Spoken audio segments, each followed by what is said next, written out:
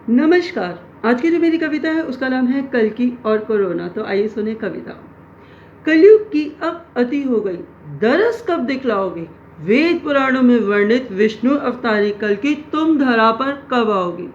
चारों ओर मचा है तांडव, हाँ तांडव, कोरोना के कीटाणु का। भरे हुए मसान मुर्दों से गंगा में विसर्जन अस्थि के फूलों का। कोरोना को 1 वर्ष से अधिक का समय हो गया, तुम दरस कब दिखाओगे? यहाँ आके मूंद जाएंगी हमारी, तुम तब आओगे। बोलो विष्णु अवतारी कल की कलयुग में हम मनुष्यों के उद्धार को तुम धरा पर प्रकट कब हो जाओगे?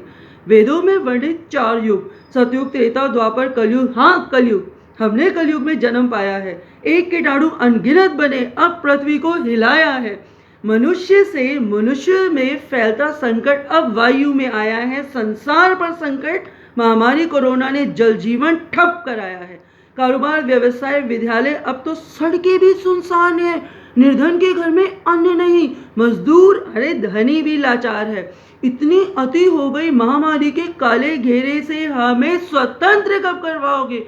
बोलो श्री हरि विष्णु के 10वें अवतारी कल की, कृपया बोलो आप धरा पर जन्म कब पाओगे? कितनी गोदे सूनी हो गई, सुहाग नहीं, कहीं माँ कहीं पिता नहीं।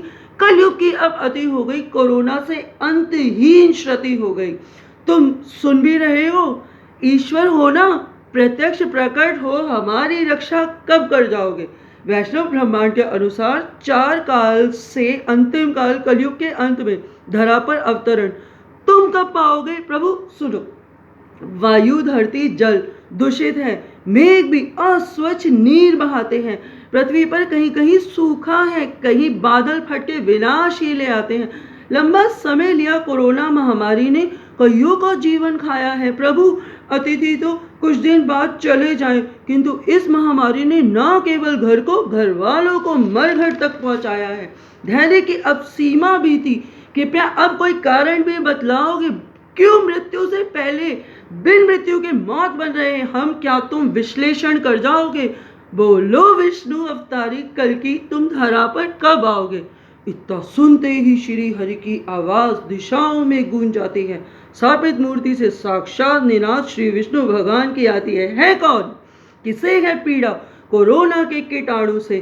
कल्कि को क्यों दोषी ठहराते जब डरते हो विषाणु से? सुनो, जब जब वातावरण का ताप वायुमंडलीय तापमान को बढ़ाता है, समुद्र का स्तर बढ़ता और ताप हिमनदों को पिघलाता है। अरे ये जलवायु परिवर्तन न केवल स्वास्थ्य विकार, ये आपदाओं का कारण भी बन जाता है।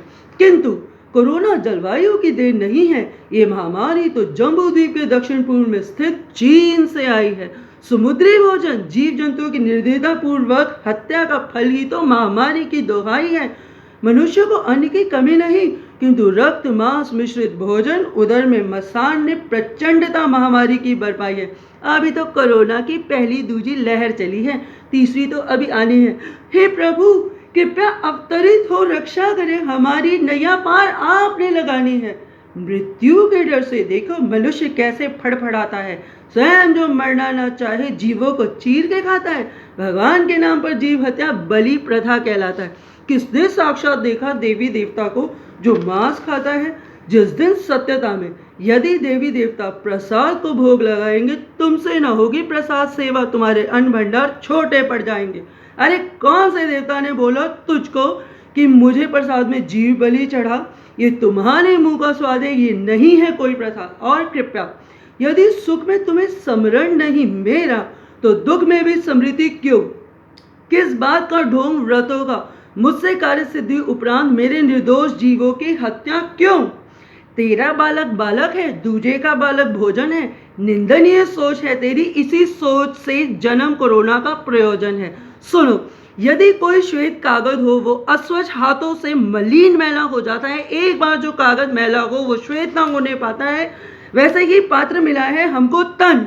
यदि इसमें नेत्र, नासिका, करण, रसना और कर से अपवित्र वस्तुएं मानव डालेगा, मेरे पैदा किए जीव को क्रूरता से बलि के नाम पर मुझ पर ही चढ़ाएगा। कटते जीव की कलपती आत्मा निरंतर नेत्रों से बहते अश्रु कोरोना महामारी का रूप ही तो ले आएगा। तुम्हें क्या केवल अपनी पीड़ा से पीड़ा होती है? तुम्हें क्या दया धर्म का ज्ञान नहीं? माता काली ने जीव हत्या कब की? तुमने जो लगाया भोग यही। क्या कोई माँ कभी अपने बालक को भी खाती है? अरे देवी ही तो प्राण शक्ति ऊर्जा प्रत्येक जीव में आत्मा खाती है। तुम बलपूर्वक वध करके ऊर्जा को स्वतंत्र कर उस जीव की मृत्यु देह को खा जाते हो। देवी को देवी के ही बालक का भोग लगाते हो। ऊर्जा नकारात्मकता वायु में फैलाते हो। ज्ञात रहे, तेरा उछाला प्रत्येक कंकड़ लौट धरा पर आता है। वैसे ही तेरा कमाया पाप पुण्य तेरा भाग्य लिख जाता है।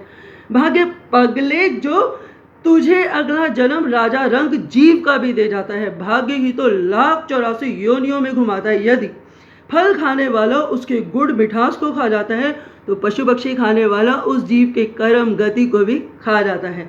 स्वर्ग नरक धरती पर है, केवल नवगंगा में बैकुंठ समाया है। देवताओं को भोग मांस का पड़ने का कारण बन आया है। सुनो, मनुष्य देह मृत हो जाए तो उसकी देह मर ना जाती है।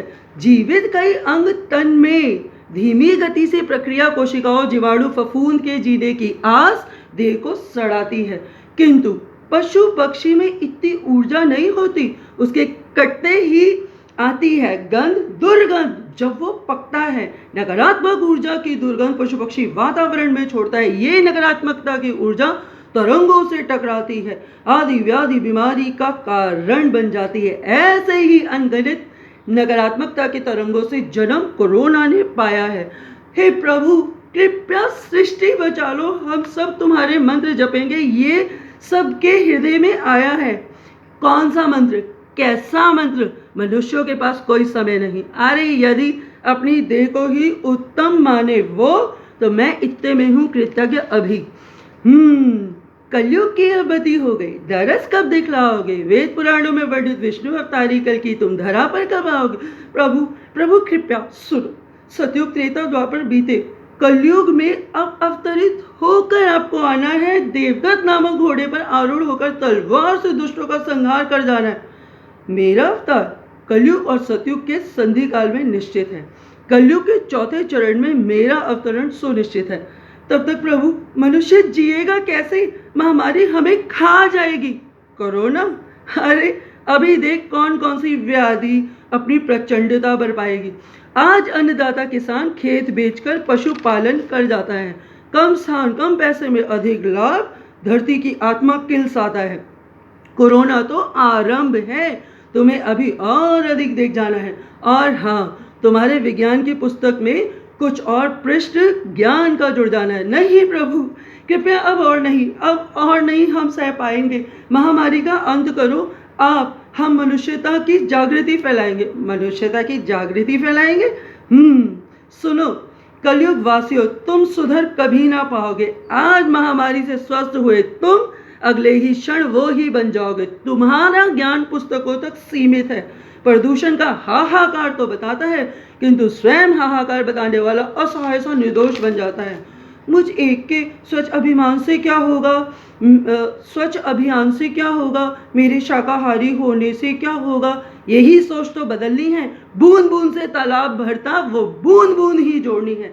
मेरा अवतरण तो जब ही होगा, किंतु मुझे पृथ्वी से तो न्योता ही ना आया है। अनगिनत तरंगे नकारात्मकता की, किंतु सकारात्मक जप माल का हिलोर मुझ कल्कि तक पहुंच ना पाया है। हे प्रभु, मुक्त कराओ हमको कोरोना की महामारी से, स्वतंत्र कराओ प्रचंडता की इस व्याधि से। सुनो, जब अन्नदाता किसान धरती पर अन्न उगाएगा, कम पैसों में अधिक मुनाफा पशुपालन ना कर जाएगा, जब धरती को प्रत्येक मानव माता पंच तत्व को प्रणाम कर भोजन पाएगा, वो भोजन प्रसाद स्वरूप न केवल देह को पात्र भव सागर से तार जाएगा।